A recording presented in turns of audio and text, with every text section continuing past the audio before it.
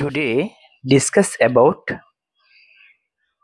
interview questions for cotton properties. আজকে cotton প্রপার্টিসের একটা topic নিয়ে আসলাম যে অনেক সময় এরকম হয় যে কটন প্রপার্টিস সম্পর্কে ইন্টারভিউ কোশ্চেন্সে সাধারণত জিজ্ঞেস করে থাকে যে লেন্থ কেমন আছে, কত থাকলে ভালো হবে। হ্যাঁ, আমরা যে এইচবিআই রিপোর্টটা করি, এইচবিআই টেস্ট করার পর লেন্থ কেমন থাকে, স্ট্রেংথ কেমন থাকে, স্ট্যান্ডার্ড আছে কিনা, মাইক, ইউনিফর্মিটি, হ্যাঁ, ম্যাচুরিটি, ইলাঙ্গেশন, ঠিক আছে। তো এটা নিয়ে আজকে কিছু ধারণা দিব। তো প্রথমে আসি লেন্থ। লেন্থ সাধারণত একটা রকটনে আপনার এইচবিআই টেস্ট করার পর 28 to 30 মিলিমিটার এর মধ্যে থাকলে তাহলে আমাদের মনে করতে হবে যে সেই কটনটা ভালো, ঠিক আছে। তো length good, then yarn CSP will be good. অর্থাৎ যদি আপনার লেন্থ ভালো হয় তাহলে আপনার কি হবে যে পরবর্তীতে ওয়ার্কিং ভালো হবে, ইয়ার্ন ব্রেকেজ কম হবে, আলটিমেটলি সিএসপি বাড়বে, ঠিক আছে, সিএসপি লেভেল ভালো হবে। তো লেন্থ যদি আপনার কম হয় সেক্ষেত্রে আপনার কি করতে হবে, টিপিআই বেশি দিতে হবে। হ্যাঁ, রিং এর টিপিআই বেশি দিতে হবে, আলটিমেটলি প্রোডাকশন লস হবে। তো নেক্সট হচ্ছে strength. Strength 30 gram per tex. হ্যাঁ, strength good, then yarn breakage will be less, CSP will be increase. যদি স্ট্রেংথ 30 গ্রাম পার টেক্স হয় সেক্ষেত্রে কি হবে, আপনার রিং মেশিনে এক্সেসিভ যে ব্রেকেজ, ইয়ার্ন ব্রেকেজ, সেটা আপনার হবে না। হ্যাঁ, আর সিএসপি লেভেল ভালো হবে, সিএসপি বেড়ে যাবে। এরপর হচ্ছে মাইক। মাইককে আমরা ফাইনাসও বলতে পারি, যে ফাইবারটা কতটুকু মোটা বা চিকন, ঠিক আছে, অথবা এটাকে আমরা লিনিয়ার ডেন্সিটিও বলতে পারি। তো মাইক সাধারণত 3.8 থেকে 4.2 এই রেঞ্জের মধ্যে হলে ভালো। তো mic difference should be 0.4 plus minus 0.2 এরকম হতে হবে। ধরুন আমি এখানে লিখেছি যে if 5 mic given then TPI need to less. তো এরকম হলো যে আপনার বেল ম্যানেজমেন্ট করতে গেলেন, মিক্সিং এ আপনি 3.8 এর বেল দিয়েছেন, আবার 5 মাইকেরও বেল দিয়েছেন, সেক্ষেত্রে কিন্তু ডিফারেন্স অনেক বেশি হয়ে গেল। তাহলে কি হবে, 5 মাইকের যে বেল আমরা দিলাম সেক্ষেত্রে আপনার রিংয়ে যে টিপিআই আপনার কম দিতে হবে, এবং 3.8 এর যে মাইকের বেলগুলো আছে সেগুলো দেওয়ার কারণে টিপিআই গিভেন মোর। হ্যাঁ, টিপিআই আপনার এটাতে বেশি দিতে হবে। তো দেন টিপিআই কি হবে, ভেরিয়েশন হবে, দেন টিপিআই ভেরিয়েশন হবে, অ্যান্ড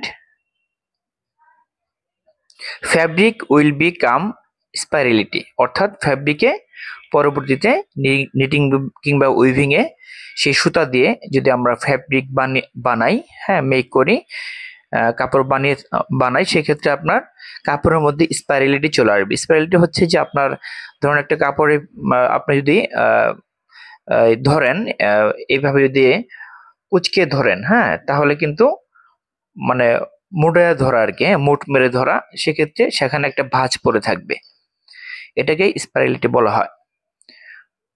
তো ফাইন মাইক দেন নেপস ক্রিয়েট, যদি মাইক ফাইন হয় দেন হচ্ছে নেপস ক্রিয়েট হতে পারে। ডিফারেন্ট মোর দেন, যদি আপনার এই মাইকের ডিফারেন্সটা বেশি হয় সেক্ষেত্রে অটোকনে স্প্লাইস প্রবলেমটা বেশি হবে, ঠিক আছে। এই জন্য আমাদের খেয়াল রাখতে হবে যে 3.8 থেকে 4.2 অথবা 4.3 এর মধ্যে যেন হয়। তো নেক্সট হচ্ছে ইউনিফর্মিটি। ইউনিফর্মিটি হচ্ছে যে আপনার how much maximum length will be uniform অর্থাৎ আপনার কটনের যে লেন্থ আছে সেই লেন্থ আপনার কতটুকু ইউনিফর্ম। যদি ইনকারেক্ট হয় অর্থাৎ ইউনিফর্মিটি না হয় সেক্ষেত্রে কি হবে, IPI and strength will not be good, অর্থাৎ আইপিআই এবং স্ট্রেংথ ভালো হবে না। তো বিষয়টা হচ্ছে যে ধরুন আপনি মিক্সিংয়ে আপনার লেন্থ আছে 28 থেকে 30 মিলিমিটার, এর মধ্যে মাঝে মাঝে এরকম হলো যে 20, 22, 23, 24 এরকম লেন্থের আপনার বেল চলে গেল, সেক্ষেত্রে কিন্তু আপনার ইউনিফর্ম হলো না। হ্যাঁ, এই যে ডিফারেন্সটা থাকলো এটা রাখা যাবে না। তো ইউনিফর্মিটি সাধারণত 45 থেকে 48 এর মধ্যে হলে ভালো হয়, তাহলে আমাদের পরবর্তীতে ওয়ার্কিং ভালো হবে।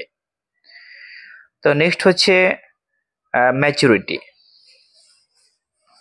ম্যাচুরিটি বলতে আমরা যেটা বুঝবো যে র কটনের সেই কটনটা কতটুকু ম্যাচিওর, কতটুকু ইম্যাচিওর।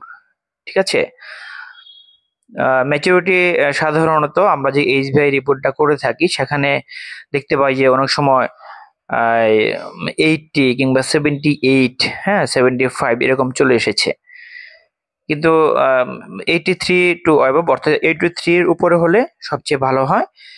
সেটা হলে কি হবে যে ম্যাচুরিটি ভালো হলে আপনার ন্যাপস ক্রিয়েট হবে না, স্ট্রেংথ ভালো হবে। দেন হচ্ছে সিএসপি ডাউন হবে না, সিএসপি লেভেল ভালো থাকবে। তো এই জন্য আমাদের দেখতে হবে যে সেই ফাইবারটা কতটুকু ম্যাচিওর আছে। ঠিক আছে, তো আপনার যদি ইম্যাচিওর ফাইবার কোনোভাবে চলে যায় সেক্ষেত্রে এই ইম্যাচিওর ফাইবার দিয়ে যদি আমরা ফ্যাব্রিক তৈরি করি তাহলে কিন্তু ফ্যাব্রিকের মধ্যে শেড ভেরিয়েশন চলে আসবে, ওই জায়গাটাতে আপনার ডাই অ্যাবজর্ব করবে না। ঠিক আছে, তো নেক্সট হচ্ছে এলোগেশনটা আপনার এটা হচ্ছে যে আপনার কটন ধরুন 2 হাত দিয়ে আপনি 2 সাইড থেকে আপনার টেনে দিলেন, ঠিক আছে, টানলেন, সেক্ষেত্রে কতটুকু পরিমাণে আপনার সেটা ছিঁড়ে গেল। হ্যাঁ, যে এটা হচ্ছে আপনার এলাঙ্গেশন। 5 থেকে 6% হতে হবে, এলাঙ্গেশন যত বেশি হবে ওয়ার্কিং তত ভালো হবে। হ্যাঁ, ইয়ার্ন স্ট্রেংথ তো ভালো হবে, সিএসপি তো ভালো হবে। তো elongation good, then working good and yarn breakage will be less, অর্থাৎ রিং মেশিনে ইয়ার্ন ব্রেকেজ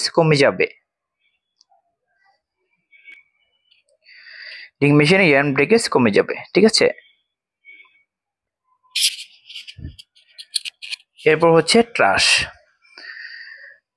তো কটনের মধ্যে যদি ট্রাশ আপনার কম থাকে, যত কম থাকে তত ভালো, সাধারণত 3 থেকে 4.5%, হ্যাঁ এর মধ্যে হলে ভালো হয়, সাধারণত এর মধ্যেই থাকে, কম হলে ভালো। তো ট্রাশ লেস, যদি ট্রাশ কম হয় then working good, trash more then recovery will be low, অর্থাৎ ট্রাশ যদি কটনের মধ্যে বেশি থাকে সেক্ষেত্রে রিকভারি কম হবে। এরপর হচ্ছে ময়েশ্চার। তো ময়েশ্চার সাধারণত কটনে 8% এর মধ্যে 8 হতে হবে, ঠিক আছে। যদি আপনার 8 এর বেশি হয়ে যায় তাহলে আপনার কি হবে, ইনভিজিবল লস বেড়ে যাবে। ময়েশ্চার মোর দেন ইনভিজিবল লস ইনক্রিজ, হ্যাঁ উইল বি ইনক্রিজ। তো আবার ধরুন ময়েশ্চার যদি আপনার কম হয় সেক্ষেত্রে কি হবে, সেক্ষেত্রে আপনার এই রিঙে যে কিংবা সিমপ্লেক্স ড্রয়িং এগুলোতে কিন্তু আপনার ব্রেকেজ পরিমাণ বেড়ে যাবে, বিশেষ করে ইয়ার্ন ব্রেকেজ বেশি হবে, এক্সেসিভ ব্রেকেজ হবে, আলটিমেটলি ইয়ার্ন সিএসপি কমে যাবে। এরপর হচ্ছে এসএফআই অর্থাৎ শর্ট ফাইবার ইন্ডেক্স। তো শর্ট ফাইবার ইন্ডেক্স সাধারণত 6 থেকে 7% এর মধ্যে হলে ভালো হয়। হ্যাঁ, বেশি হলে কি হবে যে আইপিএল লেভেল ভালো হবে না, ইয়ার্ন স্ট্রেংথ কমে যাবে, ইয়ার্ন ব্রেকেজ বেড়ে যাবে, ঠিক আছে, ওয়াস্টেজ বেড়ে যাবে। তো শর্ট ফাইবার সাধারণত 6 থেকে 7% এর মধ্যে হলে আপনার ভালো হবে। এরপর হচ্ছে প্লাস বি ভ্যালু, অর্থাৎ কটনটা কতটুকু কি পরিমাণ এয়ারলিনেস আছে। হ্যাঁ, তো প্লাস বি সাধারণত 8 থেকে 9.5, অর্থাৎ 8 to 9.5% এর মধ্যে হতে হবে, অর্থাৎ 1.5% ডিফারেন্স হতে হবে। যদি আমরা এরকম হয় যে 9 to 10.5 এরকম হতে হবে। তো more difference then shade variation will become, অর্থাৎ যদি আপনার প্লাস বি যে ডিফারেন্সটা যদি বেশি হয় সেক্ষেত্রে আপনার কি হবে যে কাপড়ের মধ্যে শেড ভেরিয়েশন চলে আসবে। যেমন আপনার ধরুন আমরা অনেক সময় দেখতে পাই যে বৃষ্টি আসার সময়, হ্যাঁ, ওই যে মেঘলা আকাশ হয়, এই মেঘলা আকাশের মতো এই কাপড়ের মধ্যে এক ধরনের শেডিং চলে আসবে, শেড ভেরিয়েশন চলে আসবে। এই জন্য প্লাস বি ভ্যালু যেতে আমাদের 1.5 এর মধ্যে হয়, এই রেঞ্জটা, ডিফারেন্সটা, এটা আমাদের খেয়াল রাখতে হবে। তো দেন হচ্ছে একটা বিষয় প্লাস বি যে বিষয়টা, সাধারণত পিক আপ মানে যখন আমরা যখন কটন পিক আপ করা হয়, হ্যাঁ, জমি থেকে, তখন আপনার 7 থেকে 8% প্রথম পিক আপে এটা হয়, 8 to 10 second pick up, 10 to 11.5 এই থার্ড পিক আপ, এরকম হয়ে থাকে। নেক্সট হচ্ছে আরডি ভ্যালু, যে কটনটা কি পরিমাণে আপনার হোয়াইটনেস, হ্যাঁ, হোয়াইট আছে সেটাকে বোঝা আরডি ভ্যালু। আরডি ভ্যালু সাধারণত 72 থেকে 75 এর মধ্যে হলে ভালো হয়। নেক্সট হচ্ছে ন্যাপস পার গ্রাম। ন্যাপস পার গ্রাম সাধারণত 80 থেকে 90 এর মধ্যে হলে ভালো হয়, তাহলে ওয়ার্কিং ভালো হবে। নেক্সট হচ্ছে SCI, spinning consistency index. Spinning consistency index এটা সাধারণত এইচভিআর রিপোর্টে থাকে। এটা সাধারণত লেন্থ, স্ট্রেংথ, ম্যাচুরিটি, ইউনিফর্মিটি এই কয়েকটি মিলে কিন্তু স্পিনিং কনসিস্টেন্সি ইন্ডেক্স হয়ে থাকে, অর্থাৎ অল আর অ্যাভারেজ ভ্যালু, অর্থাৎ এগুলোর অ্যাভারেজ ভ্যালুটাই হচ্ছে আপনার স্পিনিং কনসিস্টেন্সি ইন্ডেক্স। এটা সাধারণত 145 to 160 এর মধ্যে হলে ভালো হয়, ঠিক আছে, তাহলে ওয়ার্কিং ভালো হবে। তো এ হচ্ছে আজকের টপিক, আশা করি বুঝতে পেরেছেন। আজকে এই পর্যন্তই, পরবর্তীতে নতুন একটি টপিক নেব ইনশাল্লাহ। ততক্ষণ ভালো থাকবেন, আল্লাহ হাফেজ।